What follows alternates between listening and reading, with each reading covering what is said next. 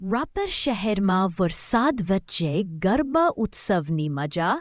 રાપર શહેરના મોટાવાસ વિસ્તારમાં શેરી ગરબીમાં મહિલાઓ વરસાદ વચ્ચે પણ ગરબે ઝૂમી ઉઠી હતી. નવરાત્રિના પર્વ દરમિયાન મેઘરાજાએ ધીમી ધારે આગમન કરતા ગરબીનો ચોક તથા માર્ગ ભીના થઈ ગયા હતા.